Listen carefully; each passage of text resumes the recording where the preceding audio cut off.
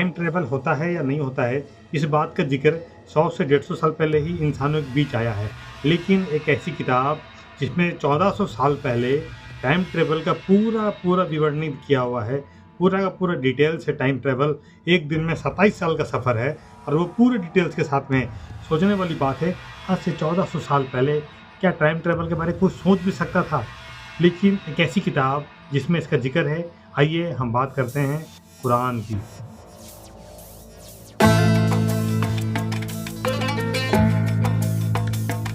दरवाजे पर हल्की सी आहट होती है। आहट सुनने के बाद हज़रत मोहम्मद मुस्तफ़ा सल्लल्लाहु ताला अलैहि वसल्लम फरमाते हैं, कौन है दरवाजे के बाहर? दरवाजे के बाहर से आवाज़ आती है, या नबी, यह हज़रत मोहम्मद मुस्तफ़ा सल्लल्लाहु ताला अलैहि वसल्लम, मैं मौत का फरिश्ता मलकुल मौत हूँ। मैं रब की इजाज़त से आपके पास आया हूँ।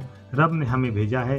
रब ने बोला, उनसे जाकर पहले इजाज़त लेना, फिर अंदर जाना, फिर उनसे पूछना, उनको बताना कि आपका वक्त पूरा हो चुका है, हम आपकी रूह को कब्ज़ करने आए हैं। अगर वो इजाज़त दें तो ही उनको रूह को कब्ज़ करना, अगर वो इजाज़त ना दें तो तुम ऐसे ही चले आना। मलिकुल मौत से इतनी बात सुनने की देर थी, नबी मुस्कुराए और उन्होंने फरमाया, या मलिकुल मौत, मेरी उम्र तो 90 साल की लिखी हुई है, अभी तो मेरी उम्र 63 साल ही है, तुम अब कैसे आ गए? इतने में मलिकुल मौत ने फरमाया, ए नबी, ए हज़रत मोहम्मद सल्लल्लाहु ताला अलैहि वसल्लम, हम सब के नबी, आपकी जो उम्र है बेशक 90 साल की थी, लेकिन आपने जो मिराज का सफ़र किया था वो एक रात का सफ़र नहीं था। एक रात में आपने 27 साल का सफ़र किया था। एक रात की सफ़र आपने जो मदीना मुनव्वरा से जेरूसलम सफ़र किया, उसके बाद वहाँ से आपने जो मिराज का सफ़र किया, वो सफ़र आपका एक रात का नहीं 27 साल का था। आपने जो मिराज का सफ़र किया था वो सफ़र एक रात का नहीं 27 साल का था।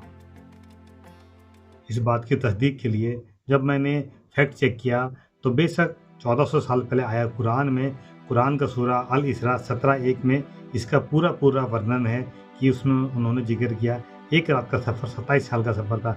जिस ज़माने में लोग खाने को सही से पता नहीं था, पहनने का सही से पता नहीं, 1400 साल पहले बोला जाए तो दुनिया में कुछ खास चीज़ें नहीं थी जो इस वक्त में है। टाइम ट्रेवल की बात हम अभी करते हैं 100 से 150 साल हुआ, लेकिन 1400 साल पहले ये बात कुरान में इसका वर्णन है। 27 साल का सफ़र एक ही रात में, उस ज़माने में जिस ज़माने में वक्त की हदें ही लोगों को पता नहीं होती थी, उस ज़माने पे नबी ने वो कर दिखाया जिसको साइंस आज अपनी भाषा में टाइम ट्रेवल कहती है।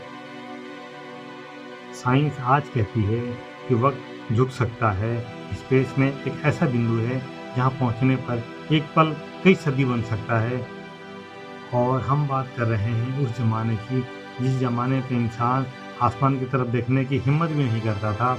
उस समय कुरान ने इस पूरे प्रक्रिया का वर्णन अपनी किताब में सूरह अल इसरा में किया।